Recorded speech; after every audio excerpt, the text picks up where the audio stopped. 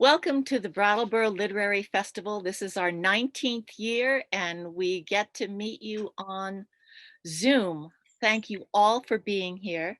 We have two terrific writers with us. Jennifer Rosner and Erin Almond have both written gorgeous but very different debut novels filled with music. Erin Almond's novel, Witch's Dance, invites us into the world of violin prodigy Philip Manns, whose Paganini-obsessed journey brings him to madness and ecstasy. Rosner's novel, A Yellow Bird Sings, opens in rural Poland, 1941, with Rosa and her 5-year-old daughter, Shira, Jewish fugitives hiding in a barn from patrolling Nazi soldiers. Shira is a musical prodigy whose survival depends upon her silence. Rosner is also the author of the memoir, If a Tree Falls, A Family's Quest to Hear and Be Heard, a memoir about raising her deaf daughters in a hearing-speaking world. Her work has appeared in the Massachusetts Review, the Jewish Daily Forward, Faster Times, Wonder Time Magazine, and Good Housekeeping, among other publications. Erin Almond is a novelist, short story writer, essayist, and reviewer. Her work has been published in the Boston Globe, Colorado Review, Normal School, Small Spiral Notebook, on cognoscenti.com and therumpus.net. She's a recipient of a St. Baltoff Foundation Emerging Artists Grant. These wonderful writers will converse about their books for about a half an hour, and then they'll answer your questions, which you can post under the Q&A box on your screen. Attendees can also upvote existing questions by tagging the thumbs up icon. Welcome, Erin and Jennifer. So wonderful to have you here. I'd love to start by hearing from you about your respective musical backgrounds. I guess I'll go first. Yeah, thank you so much for having me here for the Brattleboro Literary Festival. I've loved this festival for many years. I love that it's given me the chance to meet Jennifer and get to know her book. And my only sadness is that we can't all be together in Brattleboro, but hopefully, for next year. So for my own musical background, there's kind of a short version and a long version of this answer, and maybe I'll shoot for medium. So I began as a violinist as a kid and kind of had to fight to do it because I had an older brother who started playing violin and quit. So my parents didn't want to rent an instrument for me. They were sort of burned by that experience. So instead, I got this terrible full-size loaner instrument at my school's local elementary school, and it was really terrible, and it was way too big for me. Violin is one of the few instruments where there are different sizes, and it's one of the reasons why kids can start very young. But I was a 9-year-old playing a giant adult violin. And I did well enough at it that my parents enrolled me in private lessons, and I did Suzuki lessons. And anyone who's been through that program knows part of that program is mandatory recitals. And that's where I figured out that I had terrible stage fright, which sort of plagued me for my whole time trying to be a musician. I gave up violin in my teen years to play heavy metal guitar, took a real detour there. Partly, I think, because I grew up with such a very strict religious background. So my parents believed that heavy metal was of the devil, and that was what I ran towards. Later, as a 19-year-old, I enrolled in a conservatory full-time, and that was the place where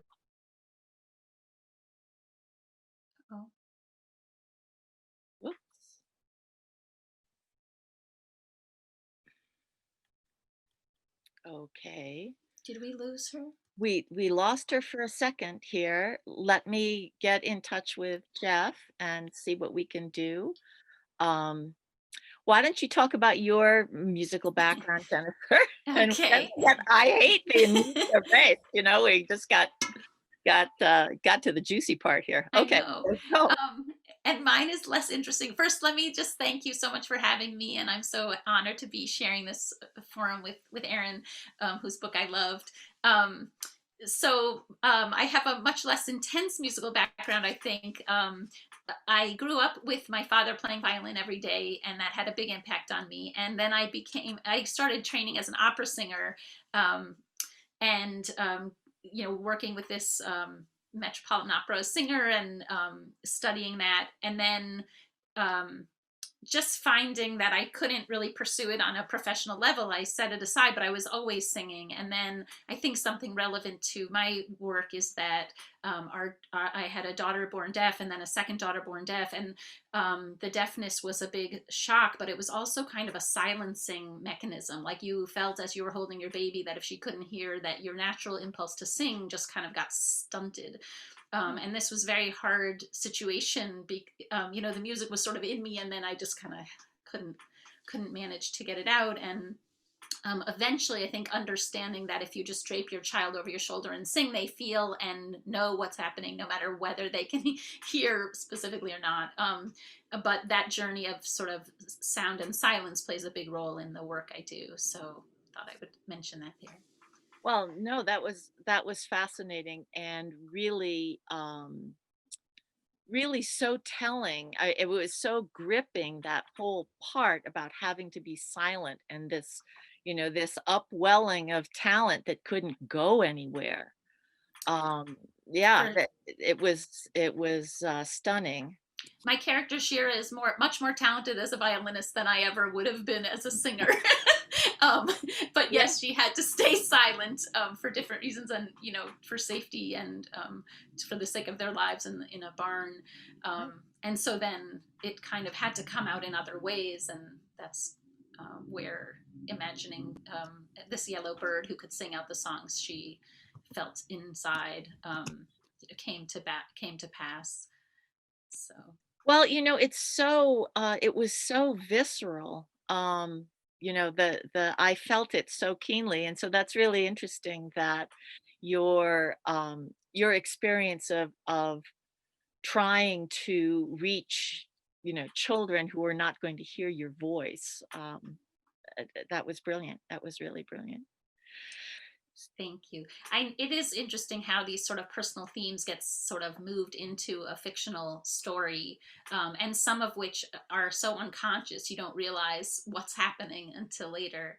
Um, Hang on, just so we know, it looks like maybe Erin is trying to figure out how to get back on. So just for everyone who's But who's waiting and hoping for her, and as I am, excellent. Okay, good. good. Erin, can we still hear you? No. Hmm. Shoot.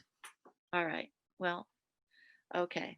Well, so tell us a little bit more about the uh the connective tissue of music in your life, Jennifer. Yeah, I think that does start with the fact that my dad had been playing violin every day of my life. He was very dedicated. He wasn't necessarily the greatest violinist, but he was very dedicated to playing. And um, I think that I recognized that he was kind of almost sort of tracing back to his Jewish roots in his work, in his playing every day. Yay! And and this played a role in my decision to make Shira a musical character, because I think she was losing her family, and this music was a way for her to connect to her family. And I also think that I grew while in some ways I felt unheard growing up by my mom. For whatever reason, when I sang, my mom really attended to me. And so I also saw music as this thing that could get someone who was intermittently available to pay attention. And it played a role also in sort of the importance of music, the connective power of music, maybe the transportive power of music. It played a role. So that's some autobiographical material for how music played a role in my life, in my Great. work. So Erin, you're back. How exciting. Oh my God. Yay. I got to hear, but you couldn't see me. So No, I we was could, here, no, we but couldn't hear you either. invisible. So continue with Yeah, we were just getting to your conservatory. Just getting to the conservatory, which is so as a 19-year-old, I enrolled full-time in a diploma program at a conservatory and lasted for all of 2 weeks, where I realized that was the experience that showed me that I just really didn't have it in me to do this thing full time that I loved so much. And it was kind of this terrible realization that I had.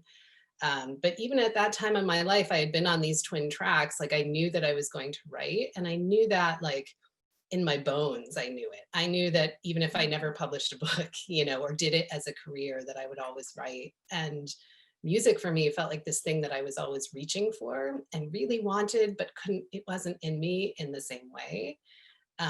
You know, looking back on it now, I think probably my stage fright had a lot more to do with that than I was realizing at the time. And I have since, you know, since I've let it go as an idea for a career, I've been able to play for my own enjoyment and enjoy playing. But as soon as I started writing seriously, violinists, you know, my first published story was a violinist who has a broken hand. And, you know, it's not hard to see where that comes from my own story, right? Like the desire to play, so much the desire to play, but for some reason can't quite do it. And I think that was informing the stories that I wrote in Witch's Dance as well. My background in music was very much wrapped up in my mother, who originally didn't want me to play at all, but then really wanted me to play and really wanted me to play in a specific way. And when I became a rebellious teenager and said, no, I'm going to play heavy metal, it was this devastating blow up between us where my mother really couldn't understand that I could want to do that for any reason other than to hurt her. So for a long time, it felt like the violin belonged to her and not to me. And sort of coming back to it as an adult and doing it on my own was like my reclaiming that. No surprise, there's a difficult mother-daughter relationship in my book as well. And that's sort of wrapped up in this idea of musical expression and identity and, you know, who gets to play and be heard and who doesn't. So yeah, I guess I ended up giving you guys the long version. Great. And boy, it's such a lesson in parenting that mother-daughter relationship Mhm. is right up there with the greats as far as I'm concerned. I was like, oh my God, I It's a tough know this one. woman, you know. Yeah. Erin, one of the attendees wanted you to, I don't have your book to hold up. Could you Ah, Oh, here it is. dance? Ta-da. Yeah, wonderful. Thank you. Yeah. Thank you.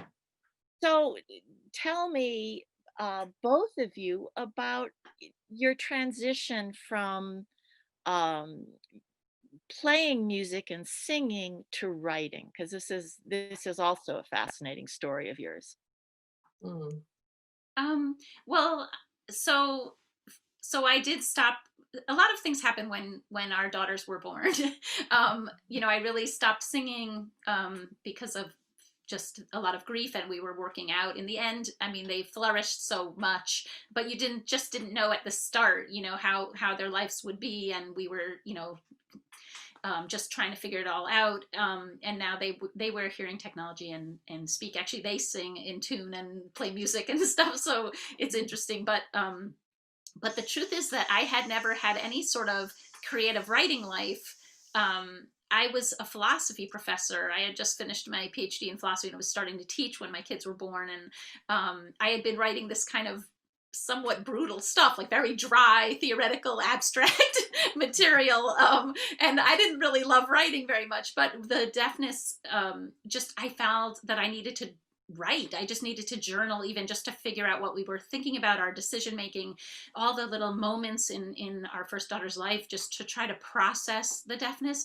And it was like my world opened up. I just loved writing so much. This creative writing, this more personal and self-expressive writing, and it just reshaped everything. Like these little snippets of things that I wrote then became this memoir about, you know, about deafness and hearing. And kind of what I think was most interesting is how everything got turned on its head. And I find that as a writer, we sort of experience that maybe with each project. But, you know, at the time I thought I was writing about whether my children would hear, and then realized that I had felt really unheard, and that I discovered, you know, that in our ancestry there were deaf relatives, and they had tied a string from their wrist to their babies at night, so that when the babies cried, they would feel a tug and wake to care for them. And realized in like finding this out in my family history that I don't think I had a string between my mom and I worried if I'd have one with my children. So the question wasn't so much would they hear, but would I hear them, given that I didn't really feel I had models. So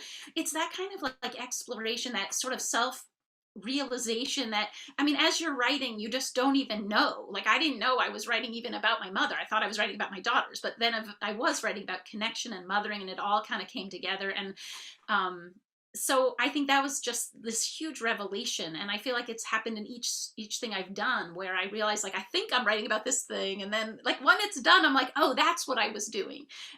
So that is a really interesting journey, and I just feel so lucky to be able to be writing. I just really love it so much. Wonderful.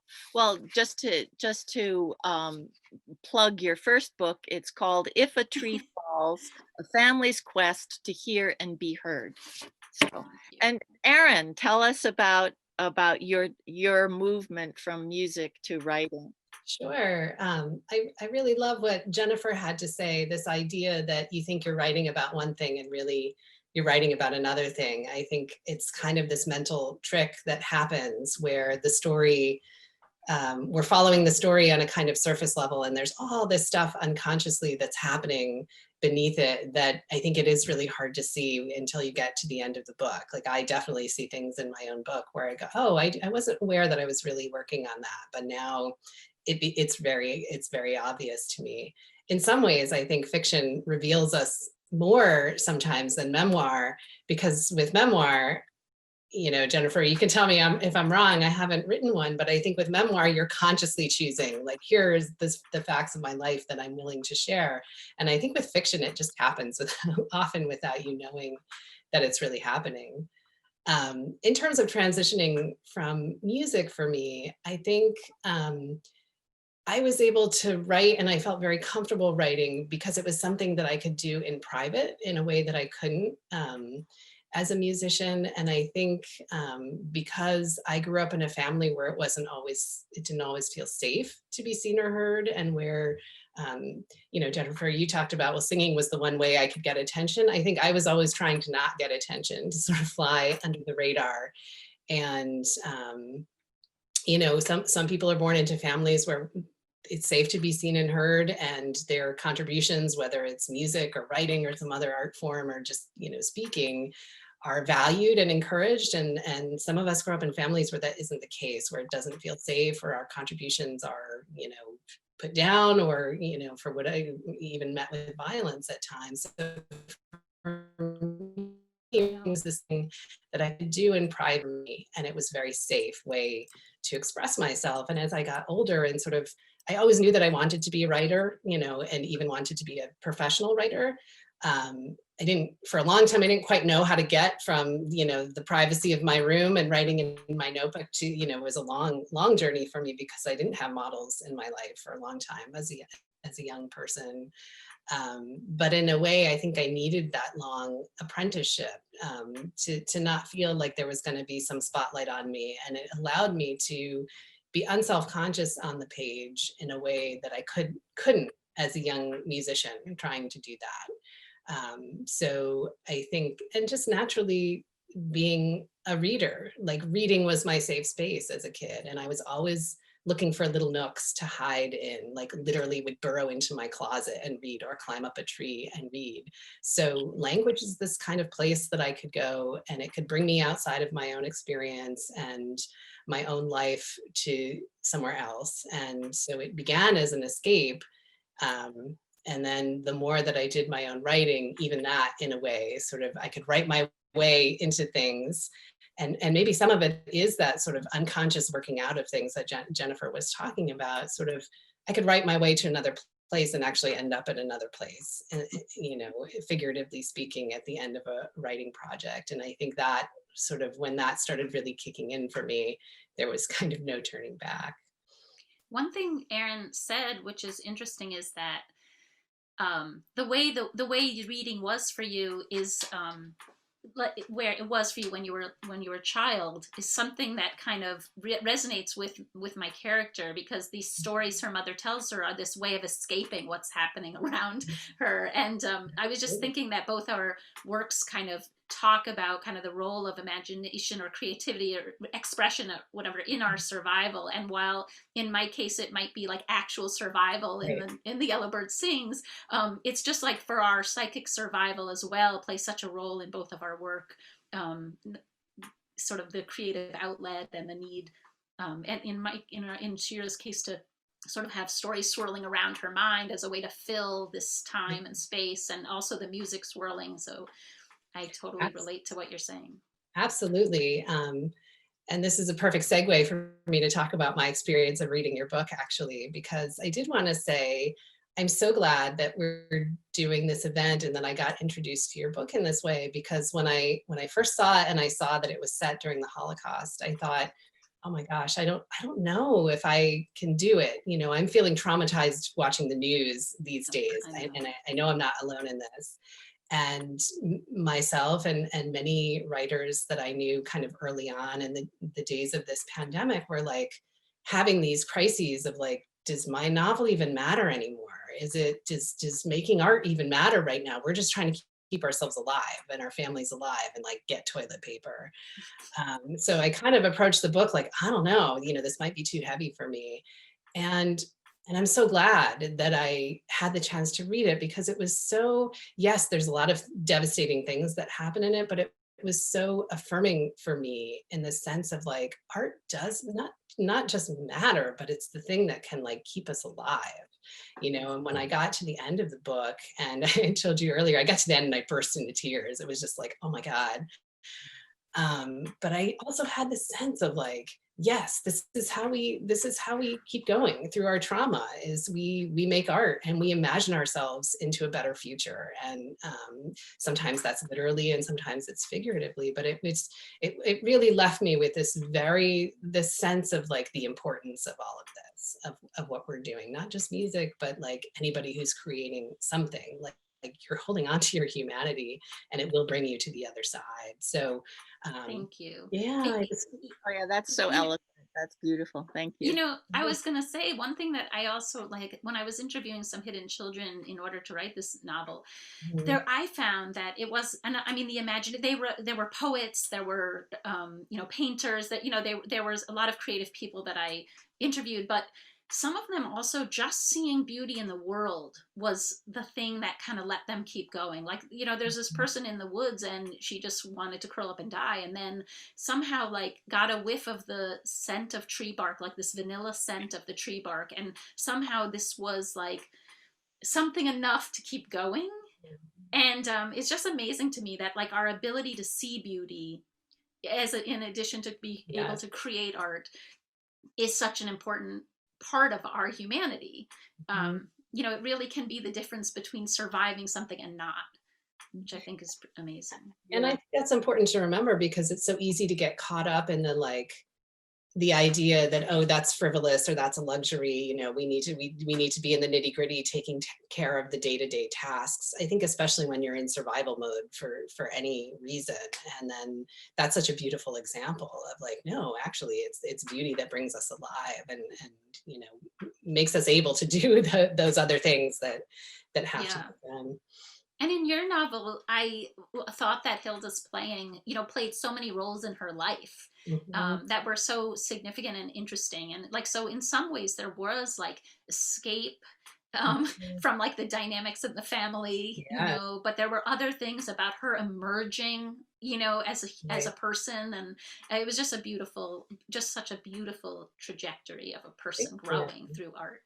Thank you. I mean, a lot of her story is like figuring out who she is. And as a young person, having these kind of twin influences in her life, her teacher, who is this very charismatic, kind of dynamic virtuoso, and it's hard not to be in his thrall. And then her mother, who's sort of needy and kind of needs her to be a certain kind of daughter. And she's sort of caught in between. And this idea of like, I think the music in some ways is an escape, but it's also a way of going deeper in and sort of realizing like, who is she really? What is the truest expression of her individuality? And I think it's like, I think of it as like a musical coming of age, where it is like, how do you find your own identity? You know, I think any artist in any form struggles with, you know, influences and sort of, you know, having to both look up to and emulate, and then also kind of finding your own voice, right? Like, especially in writing, we talk all the time about finding your own voice, but it's there in music too, of course. And so I think that's a lot of what I was thinking about with her, like how does she find her own voice, and what does that journey look like, and all the kind of small and large acts of imagination that sort of are required to do that, to literally imagine yourself into a more fuller expression of yourself. Obviously, I was not thinking about it exactly in those terms as I was working on it, but I think I was conscious of, and I'm sure it comes out of my own experience as a musician and a writer, and sort of like trying to get at some level of authenticity, which I wasn't able to as a musician, but felt like there was something there for me on the page. And maybe sort of writing towards that with Hilda. Wonderful. So both of you are right about nurture and nurturing talent in very, very different, I mean, polar opposite circumstances. Do you want to talk a little bit about that? I found it fascinating reading your books. Yeah. One thing that really struck me, and again, I'm sort of, some of the beginning research I did for this novel was to talk to hidden children of the Holocaust, and I found sort of for one case there was a man who was in a school attic, and he was looking outside these little slats and seeing kids playing, and he had to be silent in this attic with his mom and his aunt and uncle, but his mother got hold of an atlas, and she would say to him, if you had to get from Odessa to Warsaw, tell me what route you would take. And she started like helping him. He was getting such a grasp of geography. And then she taught him how to read in this attic. And this man, by the way, turned out he's a Nobel Prize winning chemist at Cornell now, and the unbelievable thing is that he described his time during this, hiding in an attic where I think even his uncle could barely move his body afterwards because they were all cramped.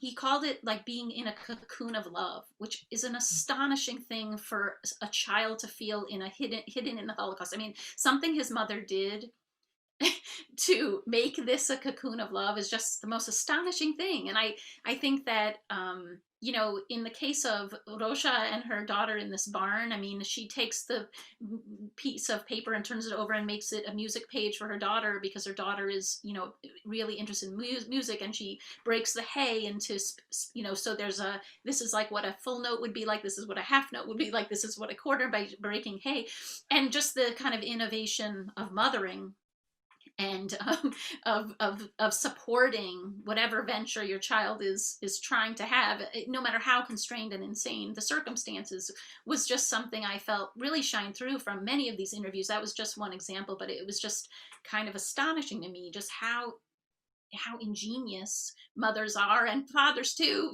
under these circumstances. But it turned out several of the cases in which in several of the instances, the father had either disappeared or been killed already, and the child was with their mom in the ones I interviewed. But just that kind of ingenuity of parenting and support, and being able to foster whatever it is your child has, the curiosity, the talent, or whatever in some way, was really remarkable to me. So I wanted to have this situation where the mom was supporting her musical talent, and in terms of, she has this imaginary bird, and then her mother starts telling stories about a girl and her bird who avert threats and find safety, and by in some ways like making even the imaginative stuff a connection between them.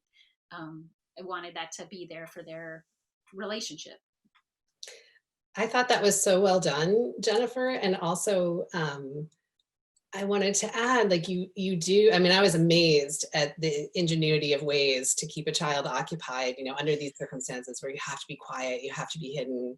And I mean, you even described like how they deal with the needs of the body, all of, I was really impressed with how full a picture you give us and how dedicated this mother is. And then, but there's also these moments, and I think this is what really makes all of it seem so real, where the mother character has real ambivalence, where there's moments where she's separated from her daughter, and there's relief in that, something that, mothers don't like to talk about, being relieved to be away from their children, especially in extreme circumstances. But I think any mother reading that book would be like, oh yes, of course, the relief of like, okay, I don't have to feed you first, or I don't have to make sure that you're okay, or you're being quiet. So I feel like you definitely, captured the ingenuity of the mother, like sort of having to deal with these circumstances, but also a very realistic experience of what it would be like to have that simultaneous, loving relationship, but also the burden of that.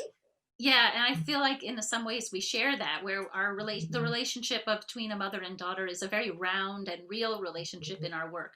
Like it isn't just, you know, a sort of flat situation. It's very round, and we see when it's not that easy and you need a break, or you just sort of wish they'd go away for a minute, that kind of thing. Right, right. Yeah, I yeah, was and also the child's perspective too. right, right. And I was also thinking about sort of this idea, if it hasn't been put into you by your own mother, it's going to be really hard for you to do it as a mother. So when I was thinking about Claire, my own mother character, and sort of her limitations, how much she's able to nurture her daughter, and the ways in which her challenges come from how she was raised, you know. So if you don't have those kinds of nurturing models, or if for her, because she had a child so young, she's in some ways kind of stunted in her development. Like she didn't get to finish her teenage years. She became an adult kind of by default.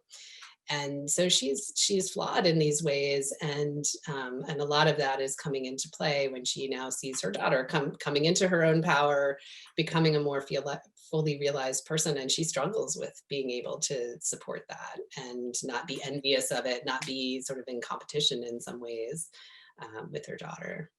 One thing I feel about the writing process in these ways is that you end up having such compassion for these characters, but Mhm. also, like in working on my memoir, you know, in the ways in which I didn't feel heard by my mother, I came to understand why she had trouble hearing, you know, that had to do with her past and her Right. family and her history. And you sort of understand a person from many, many angles when, you know, at other times in your life, you really don't, you know, you wouldn't have known all the angles because you didn't take it on to know them from all those angles. And so as a writer, you end up, I think, feeling, you know, like you understand you have a compassionate attitude toward the flaws as well, because you sort of have to trace them back. Well, why are they flawed? Oh, let me have this story of tell you why. And so I think it's actually very helpful as a human as well.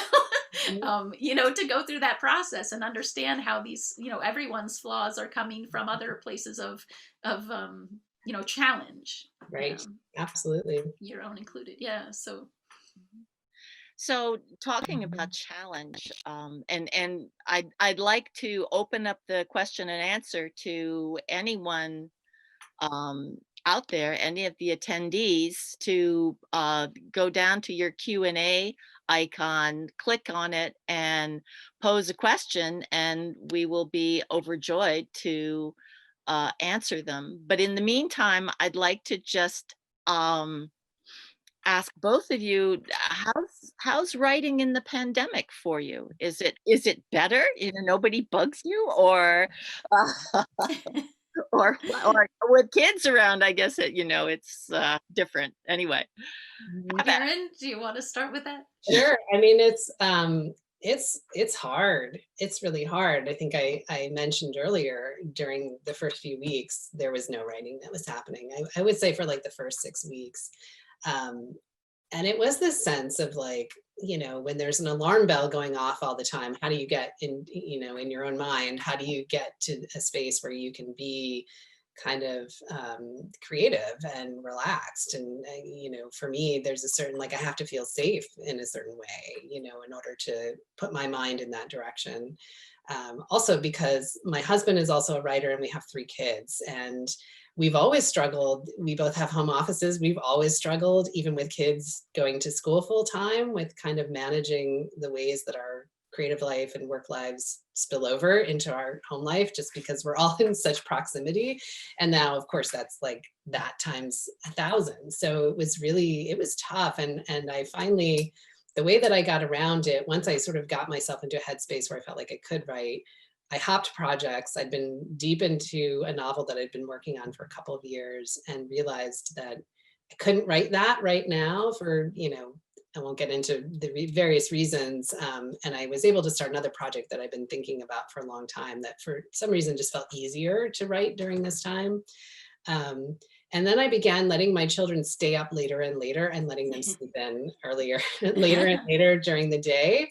So the way that I made it work was, if I could get up between 6:30 and 7 and write for a couple of hours before anybody woke up, that's a good day. That's a good writing day. Even if like I start to hear the pitter patter, my youngest is 7. If I start and she gets up, the teenagers will sleep till as late as you let them. But my 7-year-old is up, and when she's up, things are happening with her. So, if I could get her to sleep until 8:30 or 9, that was how I did it. And actually it was a lovely routine while it lasted, because I realized like those early morning hours, and key to that, by the way, was like not looking at the news, not looking at social media, not getting my head into what's the latest count of how many people are infected, which for a few weeks, that's all I was looking at, like what's happening in our community. If I could get to the page first, and then it didn't matter what else happened for the rest of the day, I definitely had this sense of like, okay, I'm giving myself that space to be creative, to not feel like they're wasted writing days.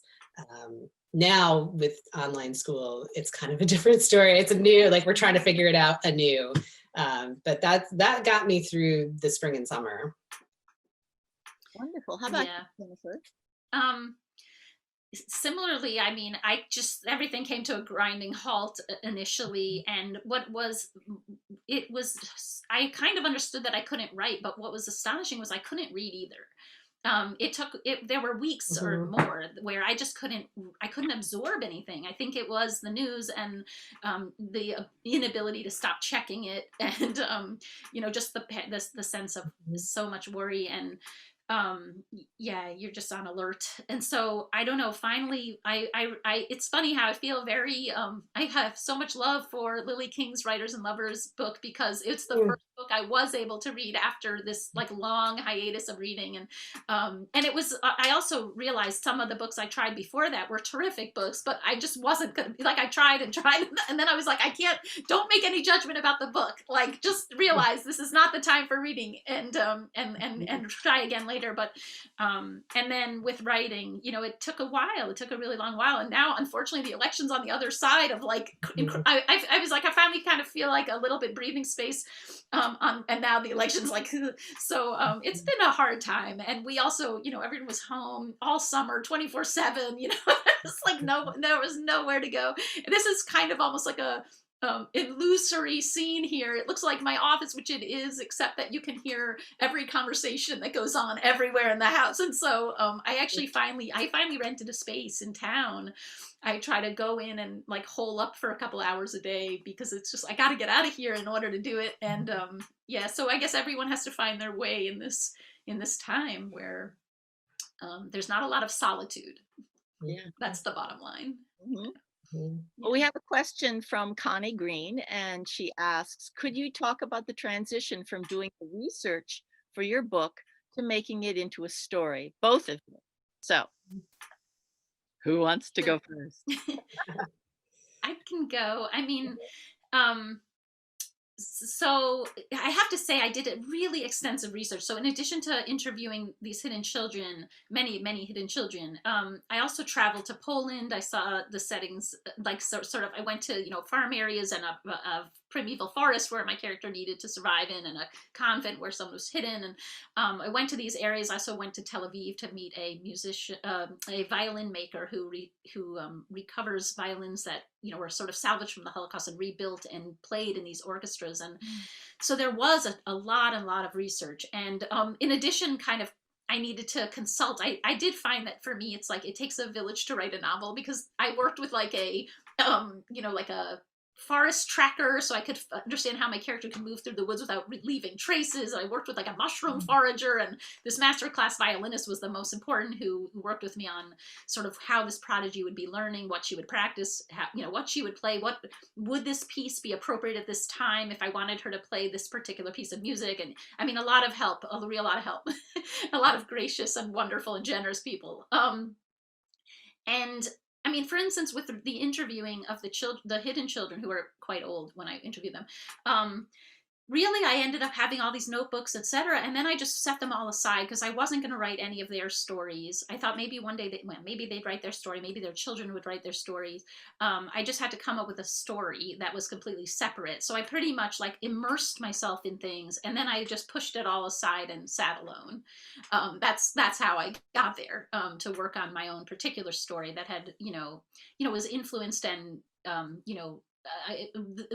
it's because, whatever they say, stand on the shoulders of others or whatever, it was very helpful to have that. And then I just needed to do it all on my own. So it had to be in sort of fragmented parts, like I wasn't really trying to write while I was interviewing. It's the same sometimes with reading. Like, I don't want the influence of someone else's voice on me. So I try often not to be reading when I'm writing, trying to kind of keep them separate so that I'm kind of sure that I'm in my own space. So I don't know, that's a quick answer because I feel like we don't have a lot of time. So go. So. Fascinating. Erin, how about you? Yeah, it was a similar process for me. I was researching while I was writing. A lot of my research was because the figure of Niccolo Paganini, the 19th century violin virtuoso, figures so prominently in my book and in the imaginations of all of my characters. A lot of my research was about him and his life. And for people who might not know, Paganini was sort of the prototype rock star of the Western world. He was the, Eddie Van Halen, may he rest in peace, of our day, of his day, of the 19th century. Up until Paganini came along, the famous musicians of the day were opera singers, and people knew composers and they knew orchestras, but they didn't know individual instrumentalists. And Paganini was this amazing talent, and who was very theatrical in his performance and kind of went around Europe, and rumors followed him wherever he went. So he lived this kind of fascinating life. But there aren't a lot of really scholarly biographies of him, because so much of his life, it was steeped in rumor. And especially when you go back to the books that were written close to the 19th century, they sort of, like, one of the famous rumors is that he sold his soul to the devil. And there are actually biographies of Paganini out there that take up that question in a serious way of, like, did he? Are his talents? Let's look at the evidence. Who did he study with? Could he possibly have learned? Which I realized, like, oh, that's why there hasn't been a really serious modern biography of him. It's hard to get at real information, but of course that makes him an amazing character for fiction, right? Because it's so wide open. So I spent a lot of time researching him. I felt like I had enough of a background as a violinist that I could sort of imagine my way into the pieces. I knew which pieces pretty early on, like there was a soundtrack to the book pretty early on in my head. The sheet music, and even though most of my pay grade as a violinist, I attempted to play some of them, or I would listen to the music and just read along with the score. And in fact, in the back of my book, there's a suggested listening list, because I thought, oh, if readers are unfamiliar with these pieces, I want them to know, be able to hear them. But then when at a certain point, and also because Philip Mann's, my violin virtuoso, also is composing, and that's something that I never did. So I did do some, like, talk to people who composed and kind of think about, I had to do some research about how that would work. But at a certain point, like Jennifer was saying, you do have to put the research aside, because you don't want to be writing. And it's so easy to do, as writers, we talk about, like, doing the data dump in your fiction so that readers know that you know what you're talking about. So I could go on at length about Paganini and who he was, but is that really serving my story? So I think it has to be in you to the extent that you can call upon it when you need it. But you do have to be able to put it aside, and just sort of, a lot of the revision of my book actually was taking out details. Like, I had more details about the composing process, more technical details about what it was like to be studying particular pieces. And I realized that I needed to know that, but the reader didn't necessarily need to know all of that. And so there was a lot of paring back through revisions for me of pulling that stuff out and just trusting that I knew it well enough at that point to get the essential details down on the page. Thank you both so much. What a wonderful conversation. Erin Almond's book is Witches Dance. Jennifer Rosner's book, and Jennifer Rosner's book is A Yellow Bird Sings. Beautiful. Thank you. And they're both available at through bookshop.com or your local book purveyor. The Brattleboro Literary Festival will be ongoing all weekend. Go to brattleboro.literary.festival.org to check out more sessions and to donate.